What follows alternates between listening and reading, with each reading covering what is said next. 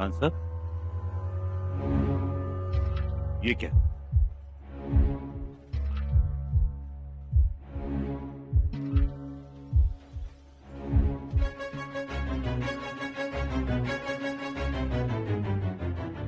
जरे बख्तर है आपके लिए। आमच्याकडे चिलखत आहे। वो स्वराज्य की तरफ से है और ये जरे बख्तर मुगलिया सल्तनत की तरफ से है आपके लिए। पण कशासाठी?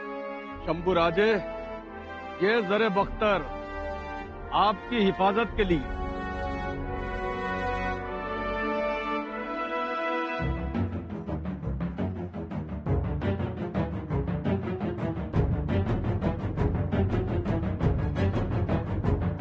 अच्छा, शंभू राजे, आज तक आपने जितनी लड़ाइयां लड़ी हैं वो स्वराज्य की तरफ से लड़ी हैं, लेकिन आज से आप मुगलिया सल्तनत के लिए लड़ेंगे। और हम ये चाहते हैं कि जरे बख्तर पहनकर आप हमारे साथ मैदान जंग में उतर जाइए और मुगल सल्तनत के लिए जंग कीजिए। खान साहेब, शक्य नाही ते। आम्ही स्वराज्या विरोधात तलवार उचलणार नाही, हे आधीच सांगितलंय तुम्हाला। हवं तर आज पुन्हा सांग। हमने सब सुना है शंभू राजे, और अब हम सुनने नहीं सुनाने आए हैं। हमने बताया था ना कि लड़ाई कब और कहां लड़ी जाएगी ये हम बताएंगे। वो है आज का दिन, ये वक्त और ये जरे बख्तर। खान साहेब, भलता आग्रह करू नका। क्यों ना करें, मनसबदार हैं आप हमारे। खान साहेब, पाऱ्याला मुठीत पकडू पाहताय, तो चिमटीत सुद्धा सापडत नाही।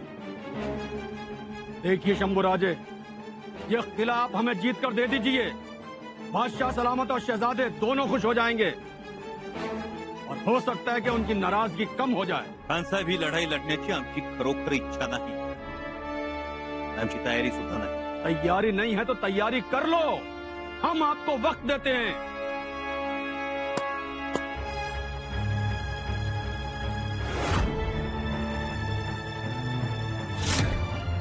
ये 2 घड़ियां हैं, एक घड़ी आपके पास रहेगी, एक हमारे पास रहेगी। अब आपके पास सिर्फ 2 ही रास्ते बचे हैं। या तो जरे बख्तर पहनकर आप हमारे साथ मैदान जंग में उतर जाइए, और दूसरा रास्ता यह है कि यह पूरा का पूरा किला सुरंग लगा के उड़ा दिया जाएगा। एक ईंट तक नहीं बचेगी, एक ईंट। सारे के सारे मराठे बेमौत मारे जाएंगे। खान साहेब, आपण असं काहीही करणार नाही। करेंगे, और इसका फैसला आप करेंगे। सुरंग तो हम लगा ही चुके हैं शंभू राजे। युवराज, 1000 मावळं आहेत गडावर, शिवाय आसऱ्याला आलेली रयत वेगळीच। सोच लीजिए शंभू राजे, उन सब की जान आपके फैसले पर है। मुल्ला,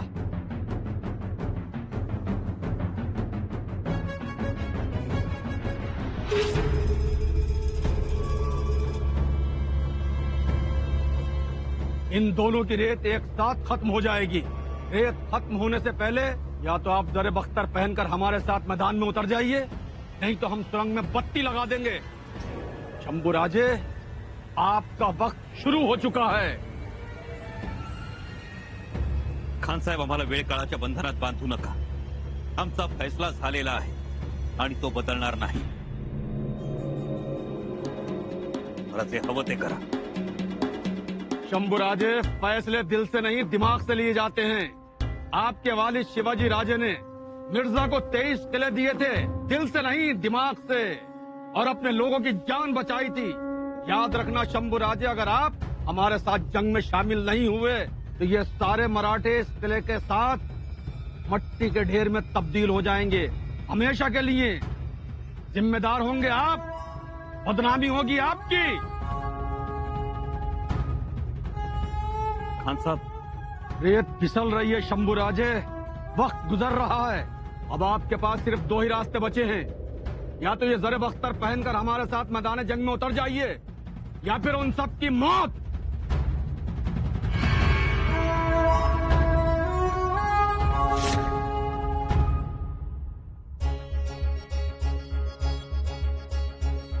युवराजांची खूप काळजी वाटते। सगळ्याच बाजूने ते अडचणीत आलेत। अव पार पडेल समद. आता देवीची ओटी भरायला जाताय ना, गारानं घाला तिला. म्हणावं काय बी इप्रीत घडू देऊ नकस बाई. आतापर्यंत तरी काही घडलं नाही. बघ ना, एवढं मुघलांच्या फौजेबरोबर गेले. भोपाळगडावर त्या दिलेर खानाने हल्ला केला, तोफांचा भडीमार केला, तरीही युवराज तंबूच्या बाहेर आले नाही आणि येणार भी नाहीत. माझं लेकरू ठाव आहे मला, पण वाईट वाटतं ग. थोरल्या मातोश्रींनी युवराजांना धारेवर धरलंय. मी नका लक्ष देऊ तिकडं. घरात त्या कशाला जायचं थोरल्या मातोश्रींनी महाराजांपर्यंत. केवढा कांगावा केला त्यांनी. युवराजांनी असं केलं, युवराजांनी तसं केलं. युवराजांचं युवराजपद काढून घ्या असं म्हणाल्या त्या. लय दिस चाललंय ते त्यांचं तसं. त्या निमित्तच हुडकत होत्या. सगळं सुख सोडून त्या मुघलांकडे गेले. लेकीचा एवढा लढा त्यांना, पण तरीही ती माया तोडून गेले. कशासाठी करतात एवढं? स्वराज्यासाठीच करतात ना. मग ते कसे चालून येतील स्वराज्यावर? गडावर बी समधीकडे तीच कुजबूज चालू आहे. का युवराज दिलेर खानाच्या छावणीत आहेत, ते गड मिळवून देणार आहेत. तर माझा काही भरोसा नाही ह्याच्यावर. आम्हालाही खात्री आहे, युवराज जो निर्णय घेतील तो स्वराज्य हिताचाच असेल. वैनाव मग जावा आता देवीला. देवीची वटी भरून या आणि म्हणावं, राहाबाई पाठीशी उभी.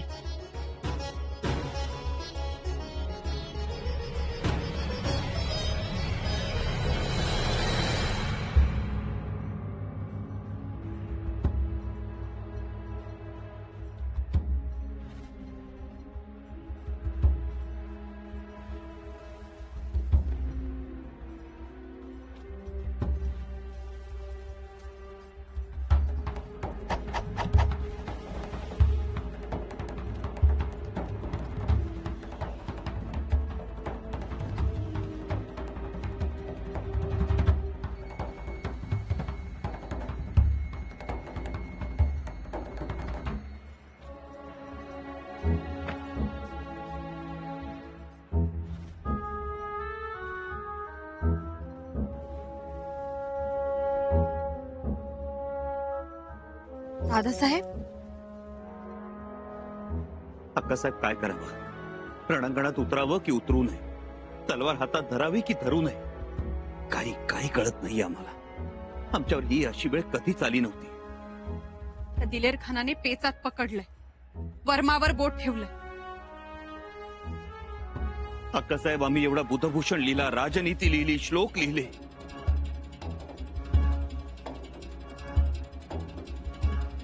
पण आज मात्र मती कुंठित झाल्यासारखी वाटते आमची. या जीवाभावाच्या माणसांवर तलवार उगारायची.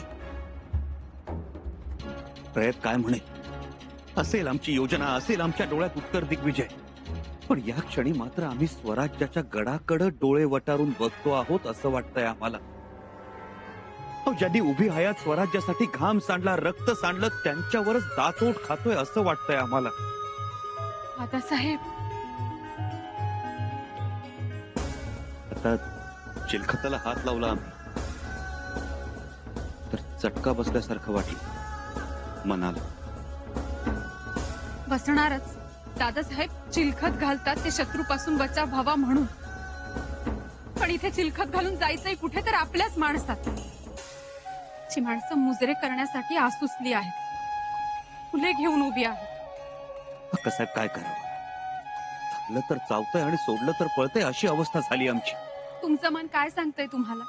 अक्कासाहेब, मावळे जीवाची बाजी लावून लढताय, भोपाळगड झुंजतोय, पण दिलेर खान सुद्धा हट्टाला पेटलाय. मावळ्यांच्या प्रतिकारामुळे तो पुढे जाऊ शकत नाही आणि माग सरकण्याची त्याची इच्छा नाही. त्यासाठीच दिलेर खानाला आम्ही हवे आहोत, हाल म्हणून. त्याला पुरतं ठाऊक आहे आम्ही रणांगणात उतरल्यावर मावळे हत्यार चालवणार नाहीत, पण तसं भोपाळगडावर चालून गेलो तर तिथे सगळे स्वराज्याचेच गोपाळ आहेत. राज्यद्रोहाचा टपका अलगत आमच्या मानगुटीवर येऊन बसेल. हो, अनायशे सगळ्यांच्या हाती कोलीतच मिळेल. पण अक्कासाहेब, आम्ही रणांगणात उतरलो नाही तर दिलेर खान नक्की सुरुंग उडवेल. आमच्या डोळ्यात देखत आमच्या 1000 मावळ्यांचा जीव जाईल. काय करावं? रणांगणात उतरलो तर स्वराज्यद्रोहाचा ठपका, आणि उतरलो नाही तर 1000 मावळ्यांचा बळी. दादासाहेब, अग्निपरीक्षा आहे ही. तुमची, आमची, सर्वांची. हिरमुजी बाबा, ज्या ज्या गनिमात आपल्या मावळ्यांनी सोडवलं ना, तो माग हटला बघा. तरी बी गाफील राहू नका. दिलेर खान हाय त्यो. अरे 15-1 वर्ष तरी झाली असतील त्याला दक्षिणेमध्ये येऊन. राजकारण जाणतोय त्यो. काय दम नाही त्याच्यात बघा. पहिल्या सलामीलाच गप झाला ना त्यो. आळूजी, उगप झाला हे खरं आहे, म्हणजे काहीतरी खटाटोप चालू असणार त्याचा. हिरमुजी बाबा, खबरगिरी पाठवलाय ना? पर खबर आणली पाहिजे. आणली पाहिजे म्हणजे शंभूराजांची शंभूराजांची तिथं खबर आली ना. तसं असेल तर शंभूराजांनी दिलेर खानाची छावणी सोडून जावं काळोजी. मग बघ त्या दिलेर खानाची कशी चटणी करून टाकतोय ह्यो फिरंगोजी. तुम्ही म्हणता ते खरं आहे, पर हेच, अरे हेच पर ह्याच्यामध्ये समधी गडबड आहे काळोजी. आता फक्त एकच करायचं, सावध राहून कानोसा घ्यायचा त्या दिलेर खानाचा. अहमद, ये अपने सिपाहियों की आवाजें हैं? जी हुजूर. जीत का जश्न मना रहे हैं. अहो, जीत कसली घेऊन बसलाय, जीव सोडायला लागले. क्या बात कर रहा हो पांडरे? ये बात सच है हुजूर. इन मरगट्ठों ने हमारे हमले का करारा जवाब दिया है. हमारे फौज के काफी लोग घायल हो चुके हैं और कुछ ने जान गंवा दी है. मुल्ला अहमद, मरने वालों की और घायलों की गिनती मत करो. ये सलार और सिपाही होते ही कटने मरने के लिए हैं. हम कुछ भी सुनना नहीं चाहते. हमें सिर्फ जीत चाहिए, जीत, किसी भी हालत में. तो किले को सुरुंग लगा दो, टूट जाएगा किला. टूट जाने दो. वैसे भी जीतने के बाद में हम किले पर अपना परचम लहराएंगे. उसके बाद किले को तहस नहस कर देंगे. हा, नाहीतरी किल्ला घेतल्यावर दिल्लीला थोडंच घेऊन जायचंय. ठीक कहते हो पांडरे. सुरंग लगाओ, तोड़ो, सब कुछ खत्म कर दो, लेकिन जीत हासिल करो, जीत. हुजूर, छोटा मुंह बडी बात. काय भी करा, पर शंभूराजांना रण मैदानात उतराव. देखते जाओ पांडे सरदार, शंभू राजे उतरेंगे. वो जंग के मैदान में जरूर उतरेंगे. हुजूर, तुम्हाला सांगतो, शंभूराजे जिथं पाऊल टाकत्यात तिथं त्या पाऊलाखाली जीत असत. पांडरे, चंद लम्हों का खेल है, बस चंद लम्हों का. महाराजाच्या हातात शेला पागोटा पाहिजे का न ग? पाहिजे ना व? मग गनिम दिसल तिथं त्याला हाना मारा, बरडून काढा चांगला. लहान गेला दान गेला, झोडपून काढा अक्काचा अक्का.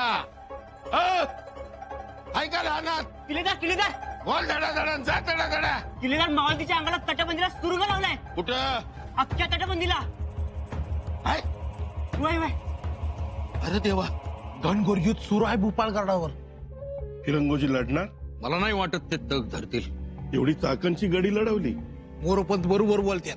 दिलेर खानाकडं भारीतल्या लांब पल्ल्याच्या भल्या मोठ्या तोफ आहेत आणि फौज बी लय मोठी आहे. आणि त्यात आपले युवराज फौज आहे बरोबर. अहो, पण युवराज असले म्हणून ते आपल्या फौजेवर तलवार घेऊन चालून जातील असं आपल्याला लय वाटतंय का नाही जाणार, पण मैदानात काय घडल ते नाही सांगता येत. पण माझं म्हणणं काय आहे का तो दिलेर खान आपल्या युवराजासनी घेऊन भूपाळगडाच्या पायथ्या पावतर गेलाय, हेच आपल्यासाठी लय आहे. तेवढ्यानेच आपल्या फौजेचा धीर खचेल. तर एवढं युवराजासनी काय पाहिजे होतं का नाही? मग तर अवघडच थोडा हो. अवघड म्हणजे मला तर वाटतंय गड गेल्यातच जमा आहे. दिलेर खानाची चाल यशस्वी ठरली बघा.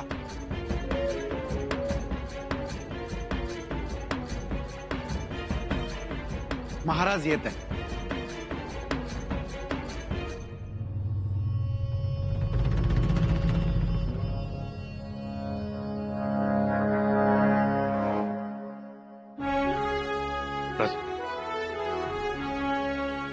एकूणच प्रसंग बाका आहे.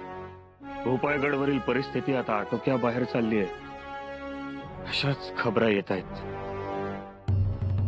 आंबीरराव, जी महाराज. त्या दिलेर खानावर बाहेरून चालून जाण्यासाठी एक फौज पाठवा तातडीनं.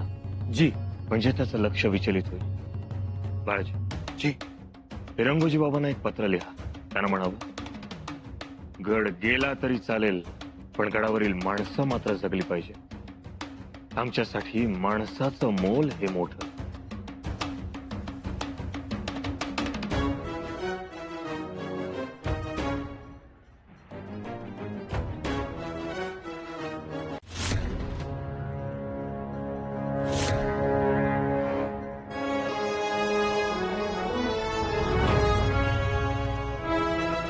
किल्लेदार किल्लेदार आळोजी काय रे तू इथं कशा पायी आलायस आणि तोफखान्यावर कोण आहे? माणसं आहे ती तोप गोळ टाकतात. लय मारली मोगलं पण अजून येतेत वर. तू जाग्यावर जा. म्या जातो. पर मला समजलंय की मावळतीला ताटाखाली सुरुंग लावलाय म्हणून. अरे म्या घेईन ते बघून. तू जाग्यावर जा. तोफ सोडू नकस. हो जातो म्या. पर म्या काय म्हणतो, म्या सुरुंग नाकाम करून येतो. म्हणजे दारू भिजली ना की कसा उडेल सुरुंग. तू सुरुंग राखणार आहेस? मग अरे येडा का खुळा, तू गेलेला बघून सुरुंग उडवत्याल, ताटाला खिंडर पडल. मग अरे तिथं आपलं मावळं असतील, काळजी करू नकस. तीर कमान घेऊन बसतील. ताटाला खिंडार पडलं तरी बी एक एक गनिम टिपून हाणतील. गोपन गुंड चालतील. इथं म्या बी एक तोप घेऊन उभा राहतो. बघतो गनिम कसा वर येतो ते. बस भले बहादर. आळूजी बाबा आता आपण फक्त गड लढवायचा आणि मारता मारता मारायचं. रंगोजी बाबा छातीवर शिवाजी आणि पाठीवर संभाजी कोरलंय. उद्याच काय, आज जरी यम समोर आला ना तर त्याच्या बरोबर लेजिम खेळण्या लेजिम. पर गडावरच्या लेखी बाळीचं काय करायचं? आळूजी बाबा एकी बाळीची काळजी आता आपण नाही करायची. मग कोण करणार? शंभूराज. आई भवानी त्यासनी जशी बुद्धी देईल तसं होईल. काळूजी बाबा आता आपण फक्त गड लढवायचा. फक्त गड लढवायचा आणि महाराजासाठी कटून मारायचं. बोला हर हर हर हर महादेव हर हर महादेव.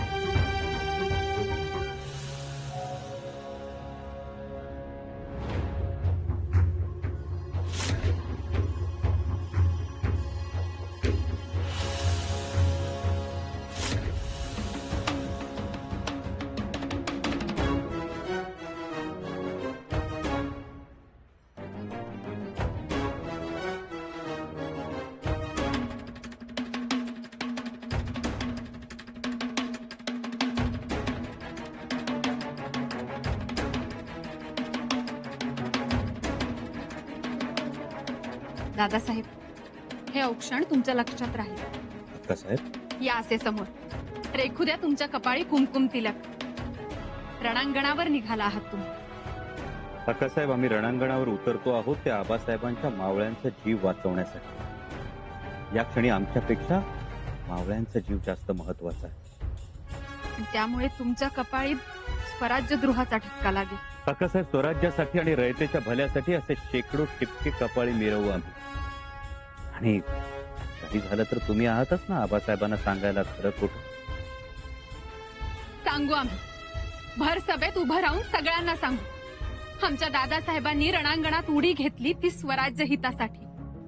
झालं तर अक्कासाहेब, आमच्या जीवात जीव असेपर्यंत आमच्या तलवारीला कोणत्याही मावळ्याचं रक्त लागणार नाही.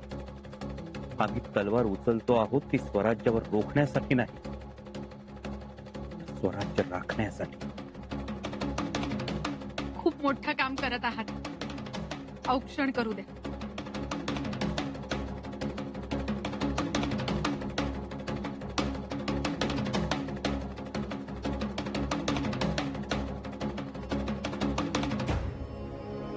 आशीर्वाद द्या अक्कासाहेब. सुखी भव.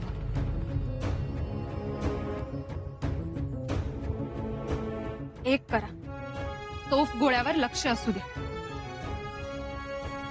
कनकगिरीच्या लढाईत अफजल खानाने तोफ फिरवली आणि त्याचा गोळा लागून आपले काका महाराज संभाजीराजे गेले. याद असू दे.